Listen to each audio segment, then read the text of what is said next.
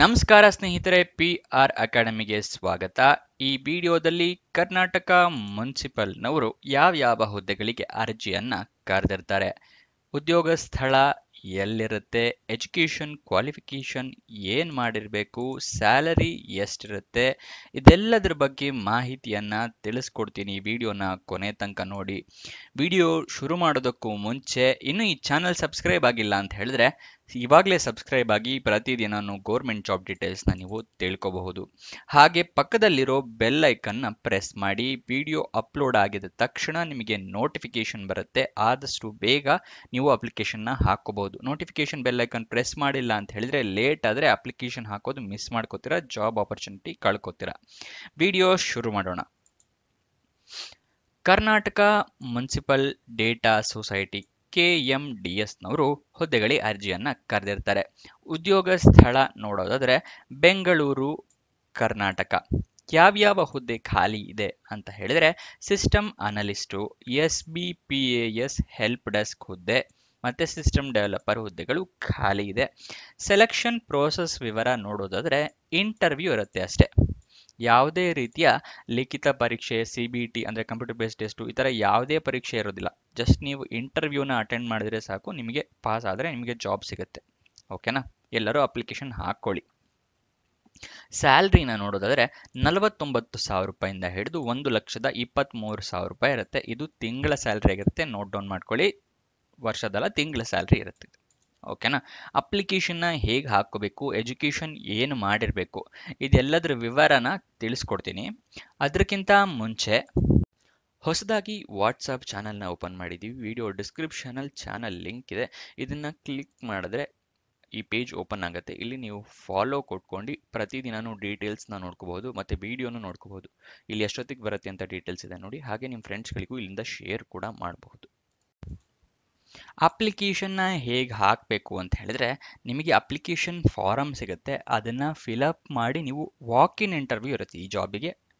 ಆ walk-in interviews ತೊಗೊಂಡು ಹೋಗಬೇಕಾಗತ್ತೆ. ಓಕೆನಾ? ಅಪ್ಲಿಕೇಶನ್ ಫಾರಮ್ ಫಿಲಪ್ ಮಾಡೋಕ್ಕಿಂತ ಮುಂಚೆ ನೀವು ಅಫಿಷಿಯಲ್ ನೋಟಿಫಿಕೇಷನ್ನ ಸಂಪೂರ್ಣವಾಗಿ ಓದ್ಕೊಳ್ಳಿ. ಯಾಕಂದರೆ ಏನಾದರೂ ತಪ್ಪು ಮಾಡಿದ್ರೆ ಅಪ್ಲಿಕೇಶನ್ ಫಾರಮ್ನಲ್ಲಿ ನಿಮಗೆ ತಿದ್ದುಪಡಿ ಮಾಡೋದಕ್ಕೆ ಅವಕಾಶ ಇರೋದಿಲ್ಲ. ಓಕೆನಾ? ಈ ಅಫಿಷಿಯಲ್ ನೋಟಿಫಿಕೇಷನ್ ಲಿಂಕ್ ನಿಮಗೆ ಎಲ್ಲಿ ಸಿಗುತ್ತೆ ಅಂತ ಹೇಳಿದ್ರೆ ವಿಡಿಯೋ ಡಿಸ್ಕ್ರಿಪ್ಷನ್ನಲ್ಲಿ ವಾಟ್ಸಪ್ ಚಾನಲ್ನ ಲಿಂಕ್ ಕೊಟ್ಟಿದ್ದೀನಿ. ಅಲ್ಲಿಂದ ಕ್ಲಿಕ್ ಮಾಡಿ ವಾಟ್ಸಪ್ ಚಾನಲಲ್ಲಿ ಲಿಂಕ್ ಸಿಗುತ್ತೆ. ಇಲ್ಲಿ ನೋಡಿ, ಈ ಥರ ಒಂದು ಲಿಂಕ್ ಇರುತ್ತೆ. ಇಲ್ಲಿ ಅಧಿಸೂಚನೆ, ನೇಮಕಾತಿ ಅಧಿಸೂಚನೆ ಇದೆಯಲ್ಲ, ಅಲ್ಲಿಂದ ನೀವು ಡೌನ್ಲೋಡ್ ಮಾಡ್ಕೋಬಹುದು. ಓಕೆನಾ? ಆ ವಾಟ್ಸಪ್ ಚಾನಲಲ್ಲಿ ನೋಟಿಫಿಕೇಶನ್ ಲಿಂಕ್ ಕೊಟ್ಟಿರ್ತೀನಿ, ಹೋಗಿ. ಅದಾದ ನಂತರ ನೋಟಿಫಿಕೇಶನ್ ಎಲ್ಲ ಓದ್ಕೊಂಡ್ರಿ.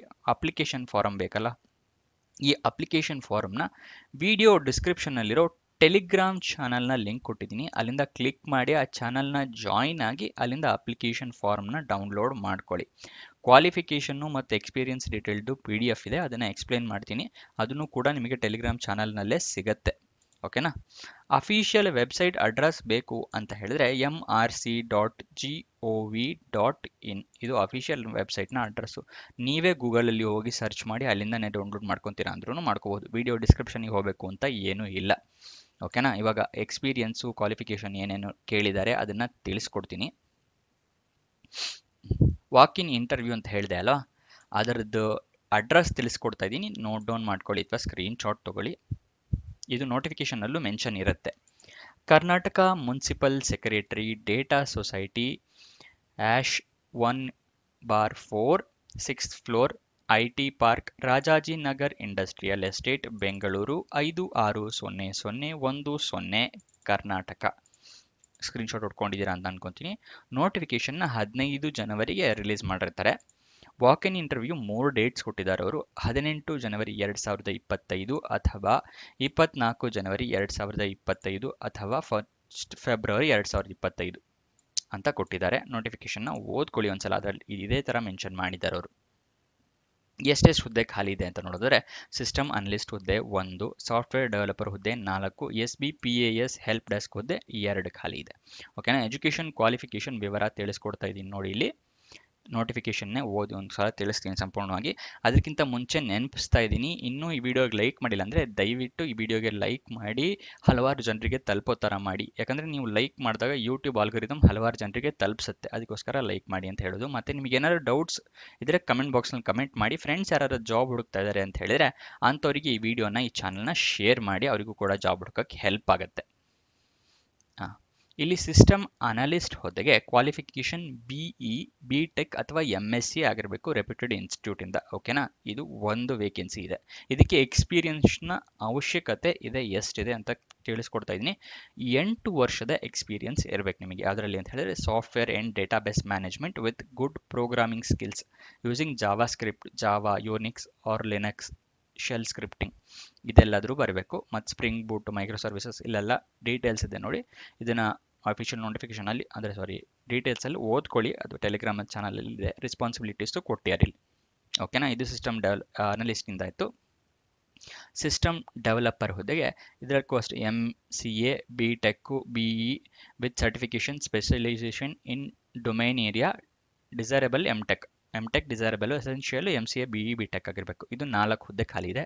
3 ರಿಂದ 5 ವರ್ಷದ ಎಕ್ಸ್ಪೀರಿಯನ್ಸ್ ಇರಬೇಕು. Spring Boot, micro services, JPA, Hibernate, React JS, skills in Java ಇರಬೇಕು, ಸ್ಟ್ರೀಮ್ಸು ಇದೆಲ್ಲ ಇದೆ. ನೋಡ್ಕೊಳ್ಳಿ, ಆ ಡೀಟೇಲ್ಸ್ನ ಟೆಲಿಗ್ರಾಮಲ್ಲಿ ಓದ್ಕೊಳ್ಳಿ. SBPS ಹೆಲ್ಪ್ ಡೆಸ್ಕಿಗಾದರೆ bachelor of engineering, BTech, diploma in civil branch ಅಥವಾ BArt, ಬ್ಯಾಚುಲರ್ ಆಫ್ ಆರ್ಕಿಟೆಕ್ಚರ್ ಆಗಿರಬೇಕು. ಓಕೆನಾ, ಎಕ್ಸ್ಪೀರಿಯನ್ಸ್ ಇದಕ್ಕೆ ಏನೇನು ಕೇಳಿದ್ದಾರೆ ಅಂತ ಹೇಳಿದ್ರೆ should have experience in preparation of drawing in AutoCAD, ನಿಮಗೆ AutoCAD ಬರಬೇಕಾಗತ್ತೆ. ಓಕೆನಾ. Next, must know speaking, reading and writing Kannada and English language, ಬರೆಯೋಕ್ಕೆ, ಓದೋಕ್ಕೆ ಮತ್ತು ಮಾತಾಡೋಕ್ಕೆ ಇಂಗ್ಲೀಷು ಮತ್ತು ಕನ್ನಡ ಸರಾಗವಾಗಿ ಬರಬೇಕಾಗತ್ತೆ. ಓಕೆನಾ. ರೋಲ್ಸ್ ಆ್ಯಂಡ್ ರೆಸ್ಪಾನ್ಸಿಬಿಲಿಟೀಸ್ ಆ ನೋಟಿಫಿಕೇಷನ್ನಲ್ಲಿ ಓದ್ಕೊಳ್ಳಿ, ಟೆಲಿಗ್ರಾಮ್ ಚಾನಲ್ನಲ್ಲಿದೆ. ಇದು ಎಷ್ಟು ಹುದ್ದೆ ಖಾಲಿ ಇದೆ ಅಂತ ಹೇಳಿದ್ರೆ 2 ಹುದ್ದೆಗಳು ಖಾಲಿ ಇರುತ್ತಿದ್ದು. ಇದಿಷ್ಟು ಈ ಜಾಬ್ನ ವಿವರ. ಏನಾದರೂ ಡೌಟ್ಸ್ ಅಥವಾ ಕ್ವಶನ್ಸ್ ಇದೆ ಅಂತ ಹೇಳಿದ್ರೆ ಕಮೆಂಟ್ ಬಾಕ್ಸ್ನಲ್ಲಿ ಕಮೆಂಟ್ ಮಾಡಿ. ಒಂದ್ಸಲ ಅಫಿಷಿಯಲ್ ನೋಟಿಫಿಕೇಶನ್ ಓದ್ಕೊಳ್ಳಿ. ಕೊನೆ ತನಕ ನೋಡೋದಕ್ಕೆ ಧನ್ಯವಾದ. ಲೈಕ್ ಮಾಡಿಲ್ಲ ಅಂದರೆ ಲೈಕ್ ಮಾಡ್ಕೊಳ್ಳಿ.